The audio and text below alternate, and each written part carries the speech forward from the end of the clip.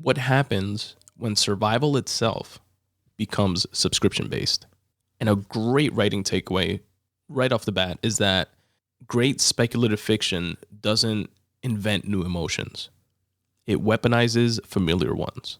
Fear works best when it's rooted in everyday anxieties like money, health, love, and helplessness.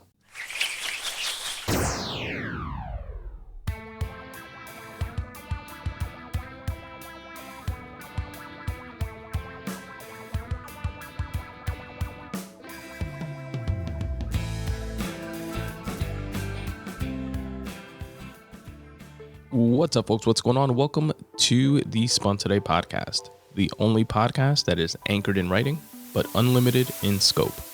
I'm your host, Tony Ortiz, and I appreciate you listening.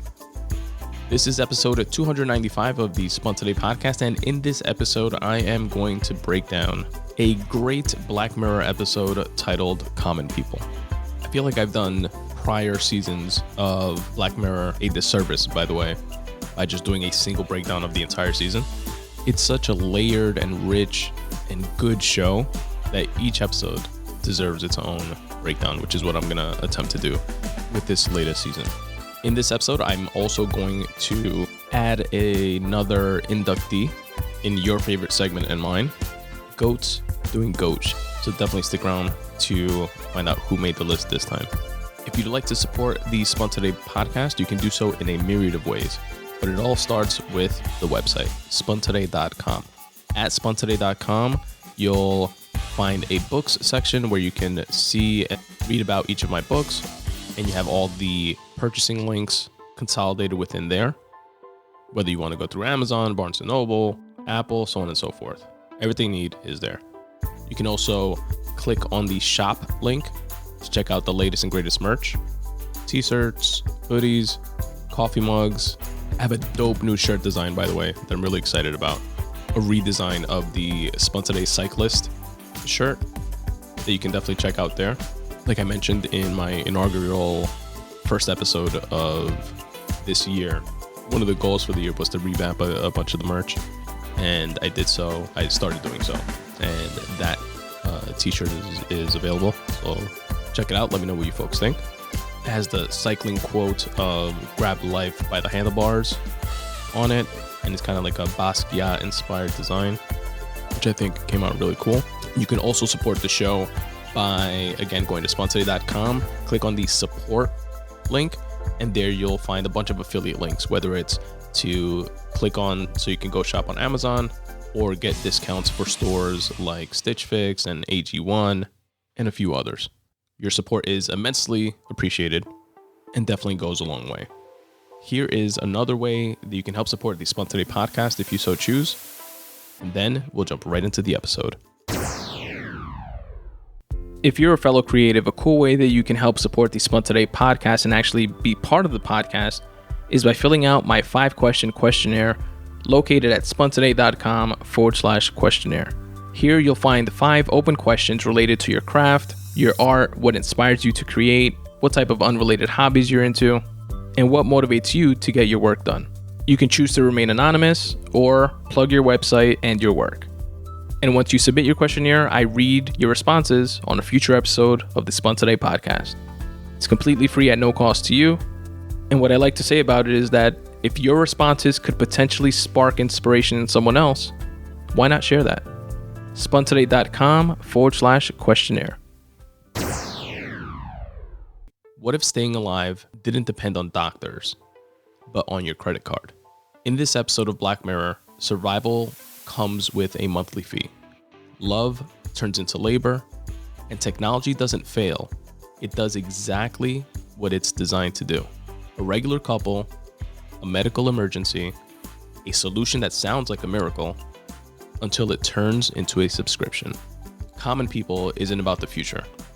It's about what happens when love, healthcare, and survival all come with terms and conditions. And as we like to do here on the Spun Today Podcast, let's shout out the writers that put this episode together. Round of applause for Charlie Brooker and Bisha K. Ali. Thank you very much for putting such a dope episode together. Now, let's dive a little deeper. let's discuss why this episode hit so hard and why it resonated so much with me. Black Mirror, if you're not familiar, is a show that it doesn't predict the future, it exaggerates the present. Each episode is usually a dystopian near future reality that usually has an element of some sort of technology going awry. And it's honestly always something that doesn't feel that far-fetched at all. In this first episode of the new season, Common People feels especially brutal because there are no villains twirling mustaches, just systems, capitalism, and desperation. And this episode works because it asks a terrifying question. What happens when survival itself becomes subscription-based? And a great writing takeaway right off the bat is that great speculative fiction doesn't invent new emotions. It weaponizes familiar ones. Fear works best when it's rooted in everyday anxieties, like money, health, love, and helplessness. Now let's speak about character grounding and why we believe this story. We meet a regular couple celebrating an anniversary, trying and failing to get pregnant, and just holding on to hope. The husband is Mike, played by Chris O'Dowd, who you may recognize as the cop/love interest from the Bridesmaid movies. And the wife is Amanda, played by the great Rashida Jones. She's a school teacher, he's a welder. They're not rich, they're not powerful, nothing extreme about them. Very relatable folks, which as a viewer pulls you in and allows you to see yourself in their predicament, their situations, their life. Then we learn that she gets frequent headaches, which seem minor at first until they aren't.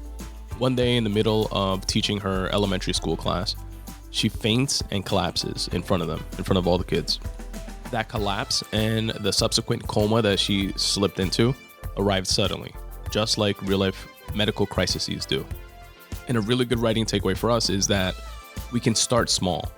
The more quote unquote normal your characters are, the more devastating it is when their world collapses. The audience needs to see themselves in the story before you pull the rug out.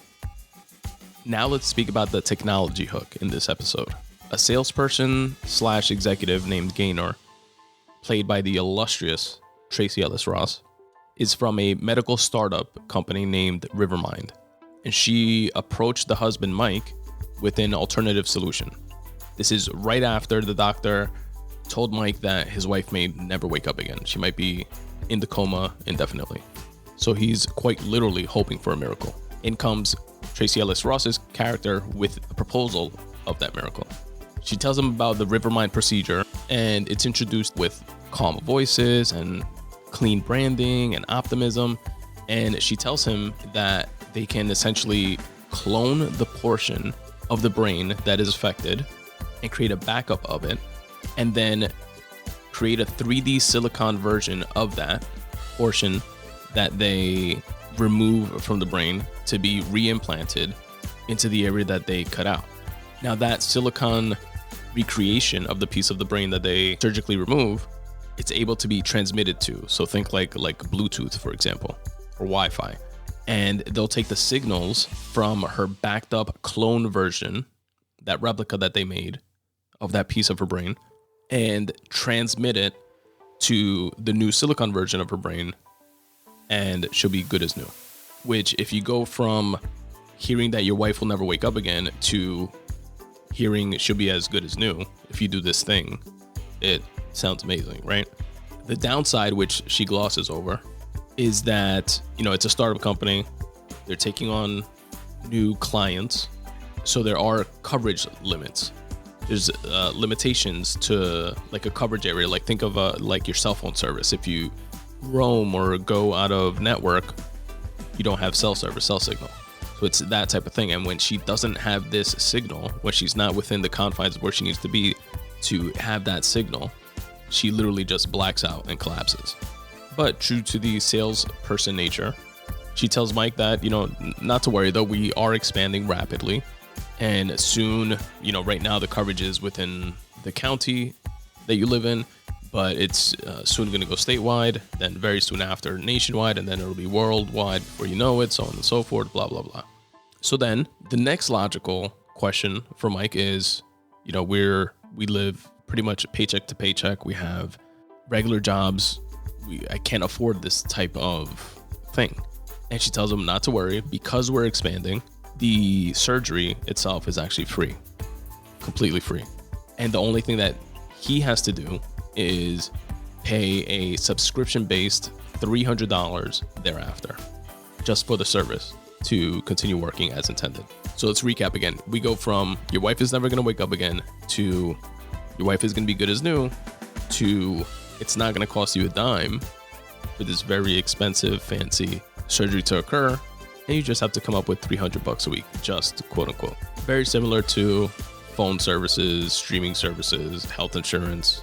So cognitively, you know, even without the backdrop of this is going to save my wife's life, that type of setup, that type of scenario makes sense to Mike, makes sense to us as the viewer.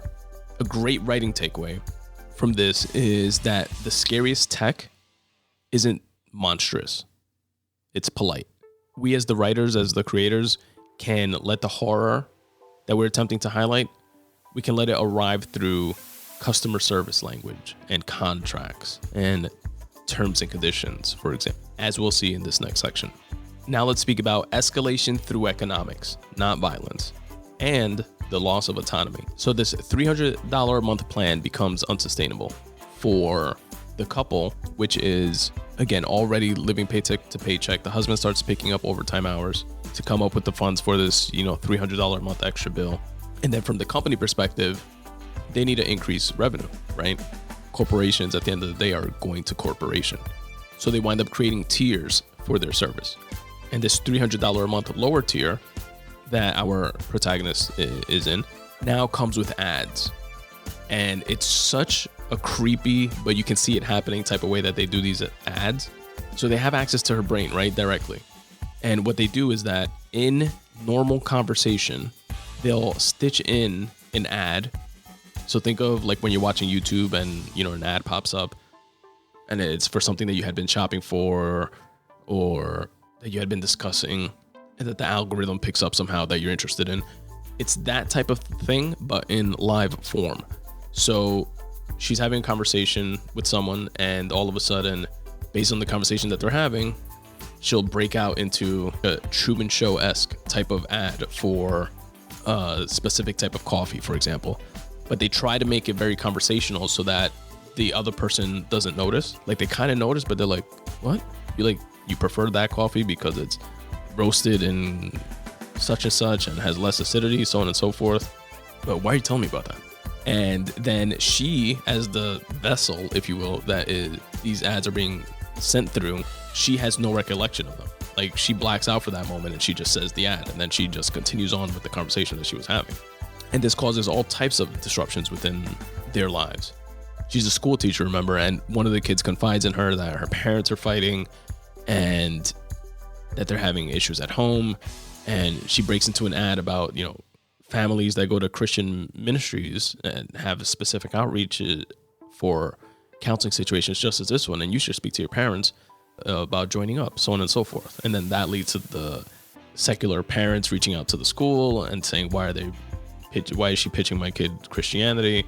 And she's completely unaware of this. And the school says, if it's not something that she can control, they're going to have to let her go. So then they'll be even more in the hole. It's wild, interesting, creepy situation to be in. So these ads just start leaking out of her involuntarily, contextual and very personalized to whatever conversation it is that she's having.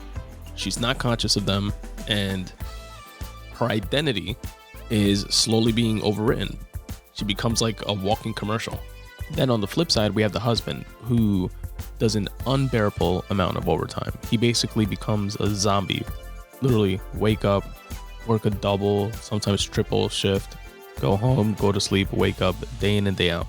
And then he winds up doing this like OnlyFans style website thing where he interacts with people online to do like creepy or disgusting things on camera for money. And he deals with that humiliation and degradation that comes with all that to just continue trying to save his wife's life, and to pay for Rivermind Plus, which Rivermind launches this new tier of Rivermind Plus for folks that don't want to deal with those stitched in ads. And all they have to do, instead of paying the $300 a month, is pay $800 a month. Then from there, again, corporations going to corporation, they introduce their top tier, the Rivermind Lux services.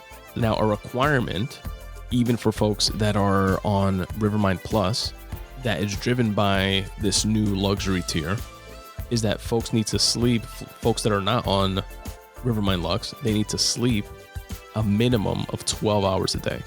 12, sometimes 14, sometimes 16, just so the servers have enough bandwidth to be able to sustain the folks that are on the luxury packages. And because of that, she winds up obviously losing her job, even though they are on this Rivermind Plus service, so which strains them financially that much more. And that's just a reflection of the richer get richer type of model, and how the middle and lower tiers get squeezed to be able to sustain that top tier model. Now, a few writing takeaways. First off is raising stakes doesn't always mean raising the volume, like in some sort of argument or via violence. We see in this episode how you can escalate tension through logistics, through money, and limitations, especially when characters are trapped by necessity. A secondary writing takeaway is let love push characters into moral compromise. Audiences forgive terrible decisions when they understand the emotional logic behind them. And a tertiary writing takeaway that I'd like to highlight is how body horror doesn't have to be gore. It doesn't have to be stabbings and decapitations. Identity erosion and losing control over your own voice, that can be just as disturbing, if not even more. And lastly, to round off the episode breakdown, let's speak about the collapse, the finale, when love becomes mercy. So they both ultimately lose their jobs. She does first, due to the whole ads incidents and the sleeping requirements. He then loses his job after fighting with a coworker who got injured on the job as a result of that fight. So now there's no more upward mobility for them. No chance. Like, it's literally just survival at this point. He doubles down on that website of doing things for money. They start selling possessions that they have, so on and so forth. And they wind up making the unthinkable decision together after the exhaustion that has become their life. And we see that there's this unspoken consent between them and an agreement that they made where he smothers her to death with a pillow to put her out of her misery. And he then, visibly devastated as a result, goes into the room where he would do the online stuff for money, which as he opens the door shows that the computer's on and on the website. And we see that he has a knife or a box cutter in his hand and indicate that he's about to take his own life. No music cued to soften it, no moral lesson spelled out, just silence and implication. A great writing takeaway for us there is that tragedy lands hardest when characters choose the ending, not when it's forced upon them. The agency in that decision makes the devastation resonate so much more. And the secondary writing takeaway there is trust your audience. Let the ending linger. If they're still thinking about it long after the credits roll or long after they turn that final page, then you've done your job. And that, folks, was my little breakdown from a writing perspective of Black Mirror's Common People episode, where survival is subscription-based, love becomes labor, and the future looks a lot like customer service. If you enjoyed that breakdown, make sure to check out other episodes of the Spun Today Podcast for many more. Goats doing goat shit. Your favorite segment and mine. This is a segment of the Spun Today Podcast where I like to highlight goats within their respective lanes, going above and beyond. And this episode's inductee, we have a twofer. We're welcoming Ben Affleck and Matt Damon. Ben and Matt starred and produced through their production company, Artist Equity, a really dark and gritty buddy cop movie for Netflix called The Rip. which was really good, by the way, and I'll likely do a breakdown of it in the future. But the reason why they're being inducted is because they negotiated Netflix to offer performance-based model bonuses to the entire film crew if they hit specific viewership targets over its first 90 days.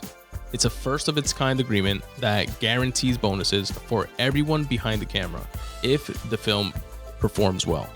It's considered a landmark deal with Netflix that could reshape how film crews are paid in the future. Although Netflix has been quoted in saying that this was just a one-time deal / favor for Matt and Ben, and they don't have plans to continue this model moving forward, but we'll see. It's definitely a lever now that big stars and production companies can try to pull and leverage for their crews.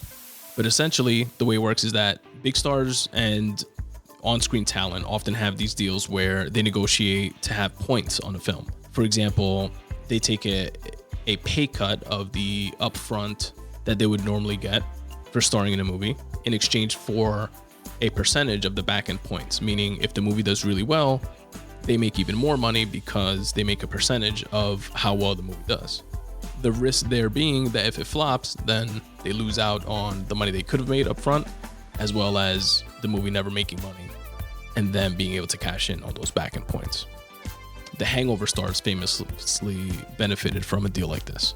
But now with what Ben Affleck and Matt Damon did through their Artists Equity Production Company, they negotiated for all 1,200 crew members, meaning PAs, post-production, the caterers, etc., all to benefit and receive standalone bonuses based on the film's success. And this is aside from their normal fair wages. So definitely check out the film, if for nothing else, to watch an enjoyable movie that will benefit the hardworking crew that has often been overlooked. And Ben and Matt, welcome to the Spun Today Goats Doing Goat Shit list.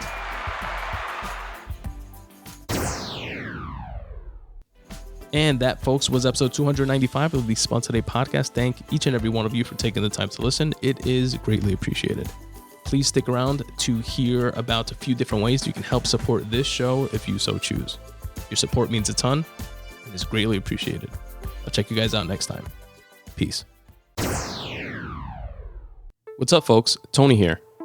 I hope you're enjoying the Spun Today podcast as much as I enjoy producing it for you. Here are a few ways you can help support the show. You can help support the Spun Today podcast by shopping my merch section. Go to spuntoday.com/support and navigate to the merch section. Here you'll find the iconic Podcast vs. Anybody tee, which comes in many different color schemes and all different sizes. There are a bunch of other designs available as well, including writing-themed shirts, cycling shirts, and the classic Dominican escudo, and much, much more. And if t-shirts aren't your thing, all designs also come in pullover hoodies, zip-up hoodies, sweatshirts, and tank tops. You can also shop the Spun Today coffee mugs, which has the Spun Today logo on one side and the tagline that I end every episode with on the other, which is start taking steps in the general direction of your dreams. Once again, for all Spun Today merch, go to spuntoday.com/support and navigate to the merch section. Another great way for you to help support the show and also take care of your foundational health is by going to spuntoday.com/support and clicking on my affiliate link for Athletic Greens, aka AG1.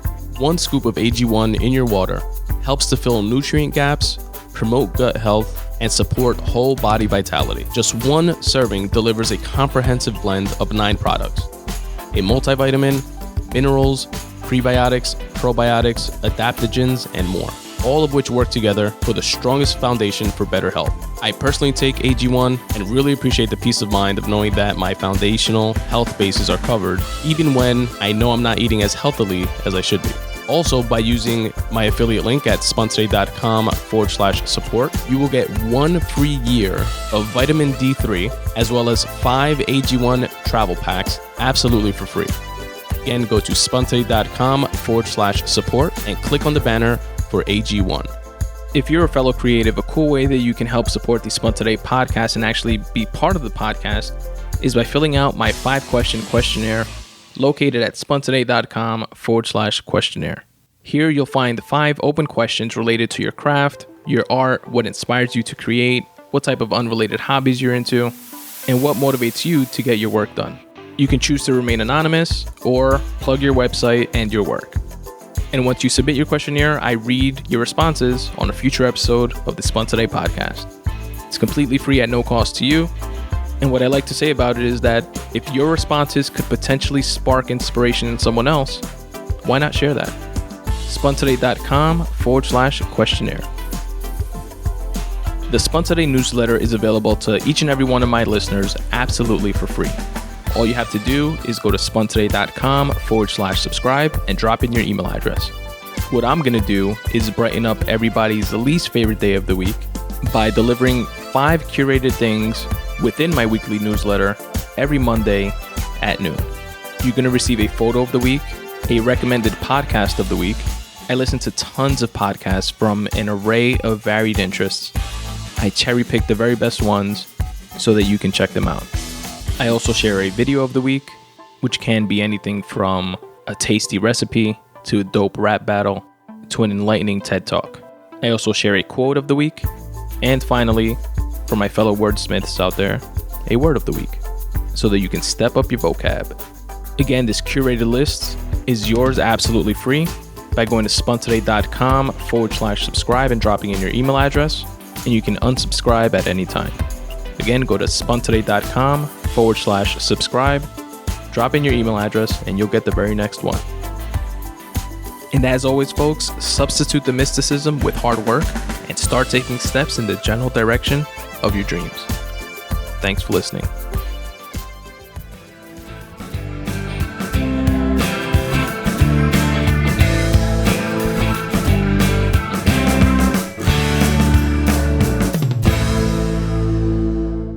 I love you, Aiden. I love you, Daddy. I love you, Grayson. I love you, Daddy.